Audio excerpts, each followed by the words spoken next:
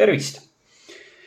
Treeningu eelne, treeningu järgne, treeningu aegne ja eraldi treeningu käigus venitamine on mingil veidral põhjusel teemad, mis kipuvad kütma üsna palju kirgi.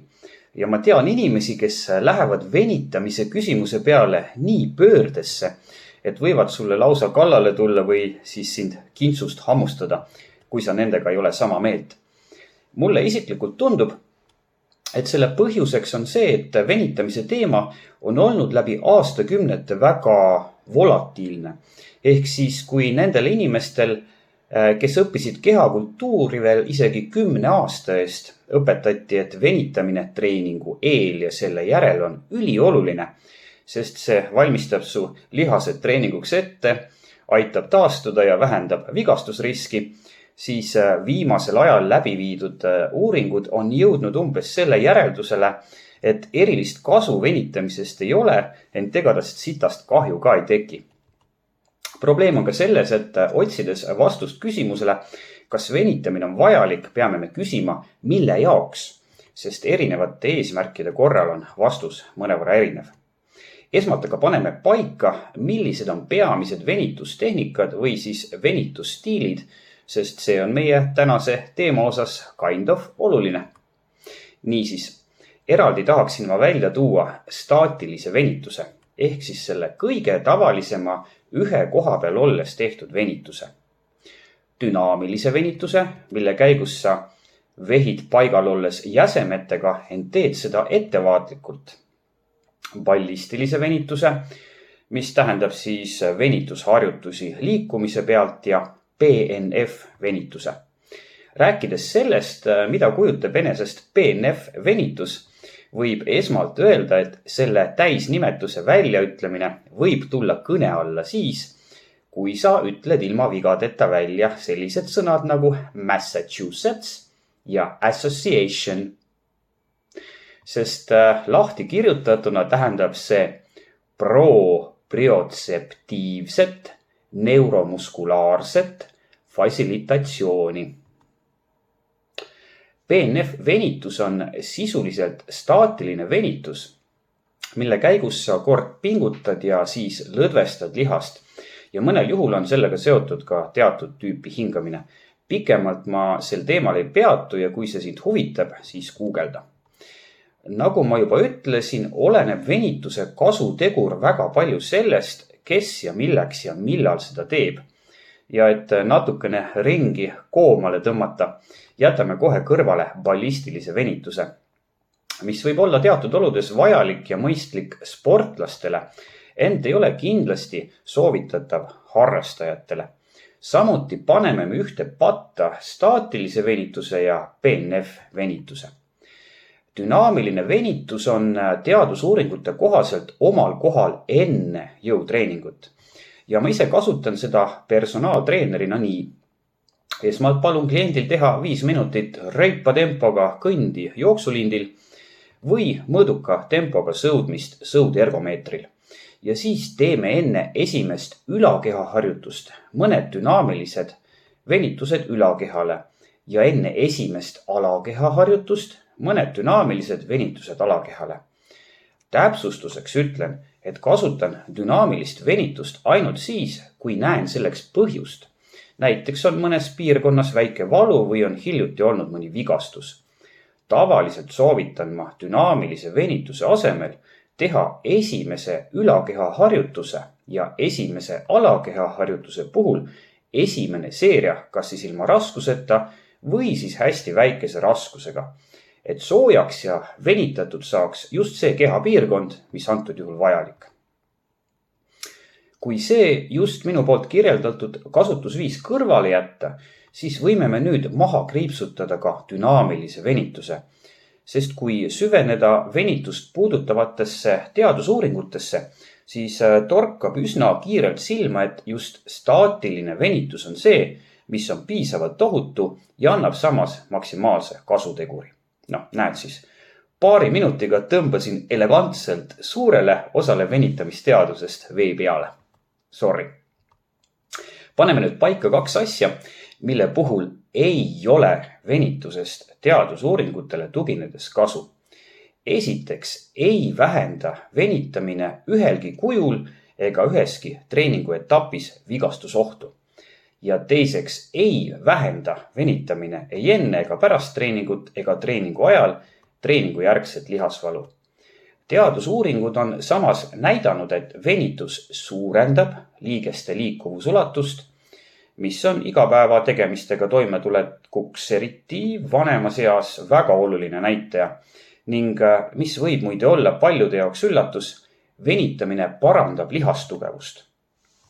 Kui me nüüd selle info valguses üritame vastata küsimusele, kas venitamine on vajalik, siis oleks vastus justkui jah on küll, ent ma soovitan selle vastamisega mitte kiirustada. Esmalt tahaksin ma rääkida ühest 2023. aasta metaanalüüsist, mille raames uuriti, kas venitamisega sarnast liigesliikuvust on võimalik saavutada ka jõutreeningutega. Ehk siis teisisõnu öeldes uuriti, kas see, kui sa venitad ja see, kui sa teed jõutreeningut, võib anda liigesliikuvuse osas samasuguse tulemuse. Vaata, kui sa teed jõusaalis jõutreeningut, siis su lihased kord tõmbuvad kokku ehk siis teevad kontsentrilist tööd, kord venitatakse need raskuse all pikaks ehk siis teevad need ekstsentrilist tööd. Ja lisaks on tarvis ka raskust mõnikord paigal hoida, mille puhul teeb lihas isomeetrilist tööd. Eriti just lihastöö ekstsentriline faas on paljudes uuringutes seostatud liigesliikuvuse suurenemisega. Nagu arvata võiski, leiti kõnealuses uuringus, et jõutreening vabade raskuste, kummilintide ja jõumasinatega parandas igat tüüpi liigesliikuvust ja ka painduvust suurel määral. Oluline leid oli, et jõutreening üksi parandas liigesliikuvust täpselt sama palju kui spetsiifilised venitusharjutused või siis venitamine ja jõutreening üheskoos. Tulemus oli sama kõigis vanuserühmades ja nii naiste kui meeste puhul, ent näiteks oma keharaskusega treenimine liigesliikuvust oluliselt ei parandanud. Hüppame nüüd sujuvalt üle ühele teisele metaanalüüsile, mis viidi läbi aastal 2022 ja milles uuriti, kas ja mil määral parandab venitamine lihastugevust ja seda võrrelduna jõutreeninguga. Uuringus leiti, et venitamine küll parandas lihastugevust, ent jõutreeninguga võrreldes oluliselt väiksemal määral. Lisaks leiti, et kui sa teed regulaarset jõutreeningut ja teed ka venitusharjutusi, siis ei suurenda see su lihastugevuse näitajaid absoluutselt. Treeningu eelne venitus võib aga lihastugevuse arengut jõusaalis isegi vähendada. Viskame nüüd siia jutu sisse veel ühe uuringu, mis pärineb aastast 2023 ja mille raames üritati kindlaks teha, kas väga intensiivne ja suure kestvusega venitamine võib lihast kasvatada ja muuta lihast tugevamaks sama palju kui jõutreening. Põhjus, miks teadlased antud uuringu algatasid, on see, et närilistel läbi viidud katsed on näidanud, et ülitugev ja pikemat aega kestev venitus võib oluliselt kasvatada lihasmassi. No, siin on muidugi rõhk sõnadel ülitugev ja pikemat aega kestev, mistõttu teen ma nüüd siis 5 sekundit vaikusepausi nende rottide ja hiirte mälestuseks, kes selle olulise teadmiseni jõudmiseks pidid oma elu andma.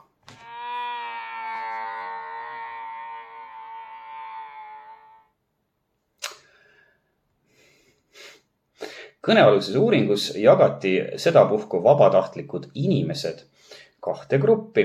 Esimese grupi liikmed tegid säärelihastele tavalist treeningut jõusaalis ja teise grupi liikmete säärelihaseid venitati spetsiaalse seadeldise abil.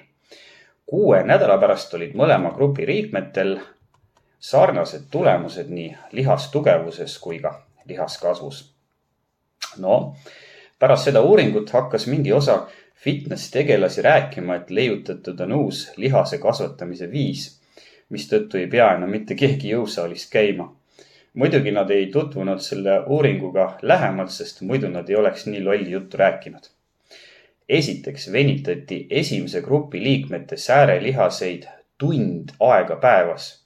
Samas kui teise grupi liikmed tegid päevas säärelihastele treeningut 5 seeriat. Ehk siis kui võtta pikad puhkepausid maksimaalselt 15 minutit. Need katses osalejad, kelle säärelihaseid venitati, pidid terve selle venitamise aja istuma paigal ja venitus pidi olema nii tugev, et see oleks valuskaalal, kus 1 tähendab valuvaba olekut ja 10 tähendab talumatut valu 7-8. Las ma kordan üle.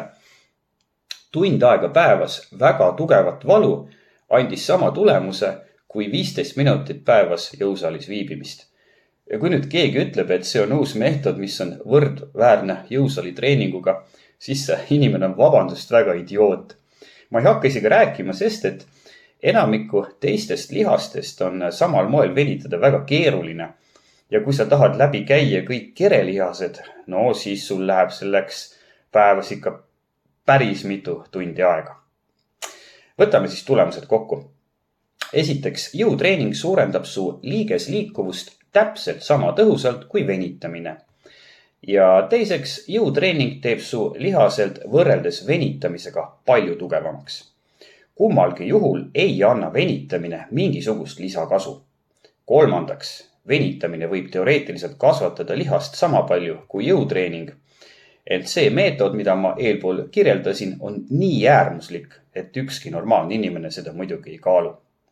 Teisisõnu, kui sa teed juba regulaarselt jõutreeningut, millel on väga palju positiivseid tervisemõjusid, siis ei ole venitamine ei enne treeningut, pärast treeningut, treeningu ajal ega eraldi treeninguna sulle absoluutselt vajalik. Samas, kui see tegevus sulle meeldib, siis ei teki sest ka mingit kahju. Kui me räägime liigesliikuvuse parandamisest, mis võiks olla venitamise peamiseks eesmärgiks, siis neil inimestel, kes jõutreeningut ei tee ja põhimõtteliselt ei taha teha, näib olevat optimaalne teha staatilisi venitusi nädalas paaril korral kokku 5-10 minutit. Teadusuuringuid ei näita, et ühe lihase venitamine järjest rohkem kui 30 sekundit annaks mingisugust lisakasu. Ja ka võib uuringutest välja lugeda, et mõnusalt mõõdukas venitamine annab võrrelduna valupiirini venitamisega palju paremaid tulemusi. Nii et igas mõttes on vähem rohkem. Ja üks väga oluline lisandus sellele teemale. Kuigi venitamisel ei näi olevat neile, kes teevad jõutreeningut, mitte mingisugust lisakasu, puudutab see kasu puudumine ainult füüsilist võimekust. Ent inimene, mis kõlab teadupärast igatahes uhkelt, on ju natukene rohkem kui kokku köidetud luud, lihased, närvid ja soolikad. Mida ma tahan sellega öelda, on see, et kui sa tunned, et treeningu järgne venitus või ka eraldi venitustreening on sulle hea vaimses plaanis, näiteks osa sinu trennijärgsest mahajahtumisest, või on siis see omamoodi rituaal, mis aitab sul eneses selgusele jõuda ja maailmaga rahu sõlmida, siis venita aga edasi. Päris kõike siin elus ei saa ega peagi saama kaaluda ja mõõta. Jõusaalis näeme!